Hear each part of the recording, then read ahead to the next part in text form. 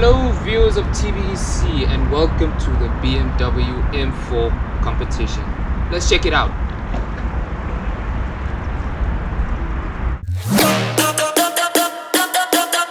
The BMW M4 Competition. So this is the new M4 Competition, which replaces the old F80 M4, or well, part of the F80 group with the M3 including it.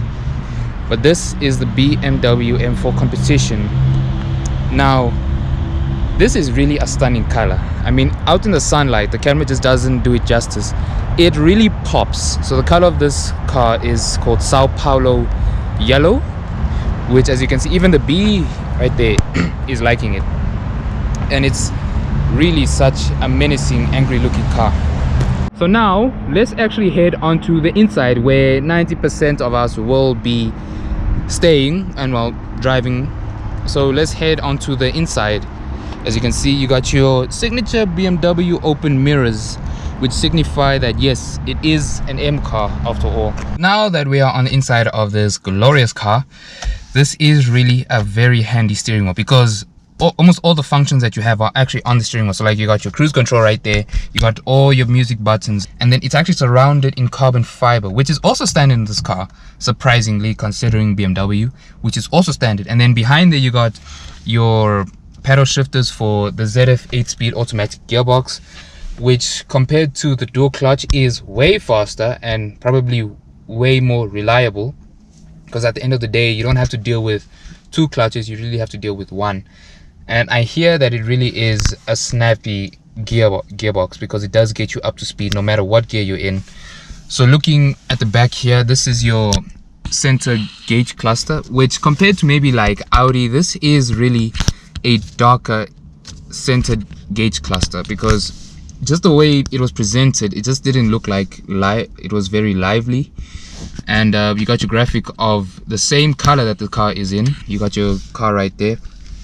Now, looking across from here, you got your infotainment system, which is BMW's iDrive system, which is very, very quick. So if I go in like this, it's very communicative. I mean, it's very quick.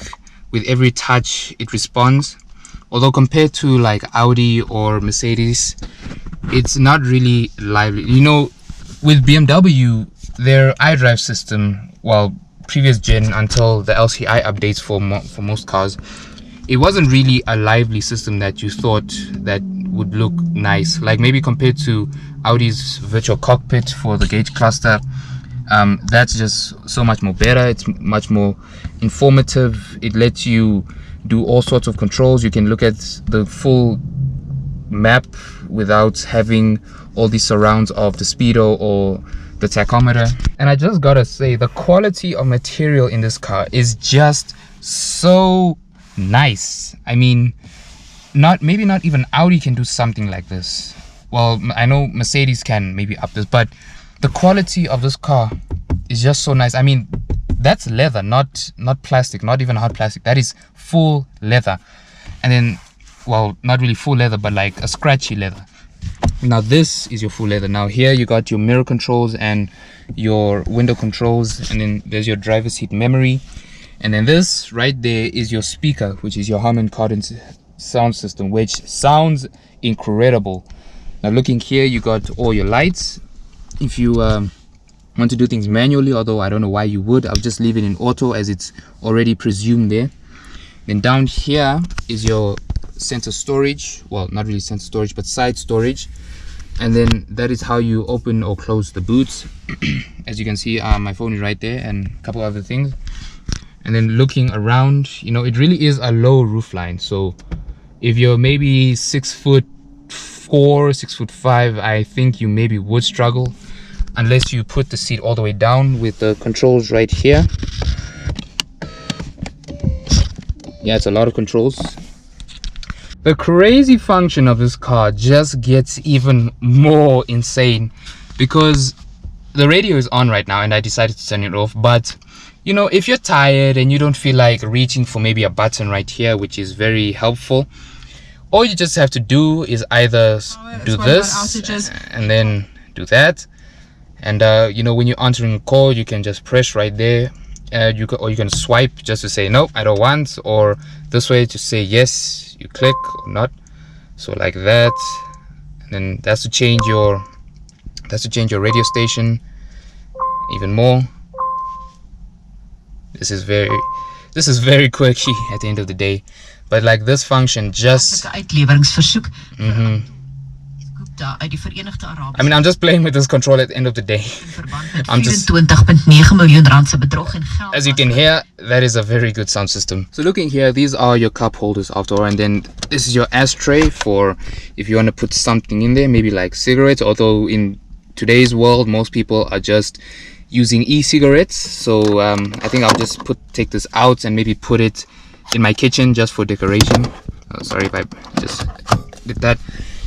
And then looking here, this is where everything just gets playful. So it's surrounded by carbon fiber, which is also standard. So this is with the carbon fiber package, which is standard. And then here is your gear lever, which is very sturdy, but at the end of the day, it's still a gear lever. It's an automatic gear lever. You know, some of us, like the enthusiasts of this car, would really want a manual, although you can't really get it in the M4, unfortunately. You'd have to go for the M3 variant, which is the lower spec, well, not the competition, but the lower spec M3 before the competition pack, because with the competition pack you just get the ZF 8-speed automatic. And this is your iDrive selector right here, so to basically control what you want to listen to. So like going back, so like that, and then going to the map, navigation. If I go down, right there. It's a bit frustrating, but I guess you do get used to it.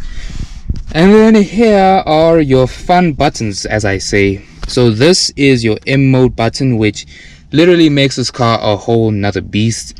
And then right here is to set up how you'd want the drivetrain to be. So like if you want the suspension to be compliant or rough. And then here is to make your exhaust louder, which I would always have, unless I'm living in a neighborhood with people always complaining about how loud this car is. And here's your automatic parking brake. And then this is your M4 Competition badge, which is really, really nice. So this is a really good interior. I mean, looking up, here are your lights. So if I press there, I mean, because now it's in the daytime, you can't really see them, but this entire area going backwards just lights up and looks so beautiful. I gotta say, people, this is a very comfortable back seat. I mean, only for maybe like 2 people, not really 3, because the middle seat just rises up because there's components going all the way back. But this is a really comfortable back seat. I mean, I have plenty of room. If I turn the camera on, I have plenty of room. I have plenty of headroom, although people maybe over 6 foot would struggle, but shoulder room is all right.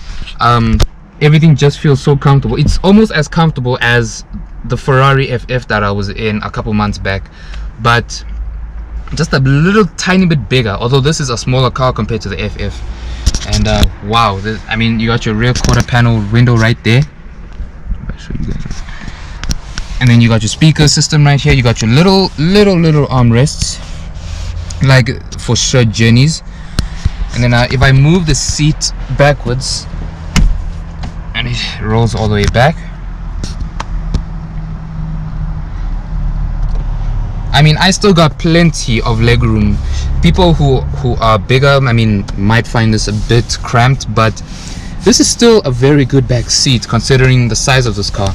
Then looking down here, you got your climate controls, of which is handy in a back seat like this, considering how big it is and how spacious it is. You would really need climate controls. Then you got your USB-C charge port right there. You got your big hump. And then if you pull this down, this is your loading. This is where you can like load skis or longer items like you can take. And looking here, there's your lights. And this is a very nice material. It's almost like felt. It's almost like felt. And you got your coat hanger just standing right there. Now it's best to go look into the boot space of this car. So inside the boot, it's not really a massive opening of a boot, although it is long and deep. So like I fitted some of my junk in here, so like my tripod, the box for the tripod, my bag for my camera equipment, and then my jersey, and then just some plates, and then the window sticker of this car, which is priced at this price right there. If I scam it there, it's priced at that with all options, including warranty, multi-plan warranty.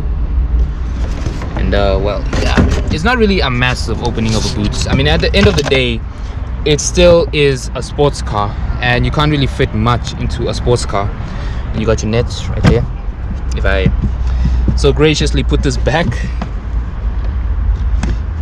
yeah, I'll put that back. Then you can fit, I don't know, maybe like a drink into there. Then if you open here, you don't really got a spare wheel because the boot is already tiny, so you don't really need a spare wheel. This is your battery, which is a very big battery considering how much power this car puts out and how much it needs to be powered. And even the Sao Paulo yellow color transcends into the undercarriage of the boot space, which is really, really nice. I mean, this is a very big, very, very, very big battery considering the car. So now let us go and see the engine bay. So under here you got a 3-liter twin turbo straight 6 putting out 510 horsepower and around 623 newton meters of torque. Now it's a really quick car. I mean, 500 horsepower is not a slow thing considering the size of this car, and it's put down to all 4 wheels. I mean, you can even see the strut brace just to hold the engine in, because it really does make a ruckus, and you do need a lot of rigidity to let this engine just stay put. It's really, really nice. It's even formed in a triangle formation, which even looks more better. Oof. I mean, just take a look at this color again. I mean, people, this car just stands out in front of a crowd. I mean, talk this maybe to like its main rivals like the C63S and the Audi RS5. I mean, this in this color just stands out by a lot. It really does stand out by a lot.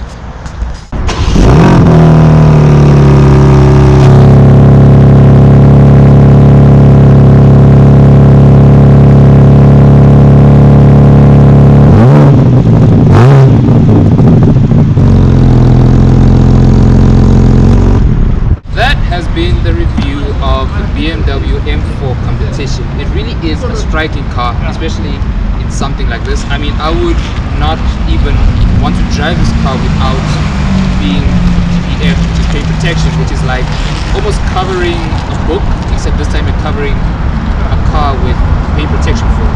So this has been the review of the BMW M4 Competition. I hope you liked it, and I hope you've enjoyed it. So if you want to keep seeing more videos like this, hit the like button, subscribe, turn on post notifications. See you next time.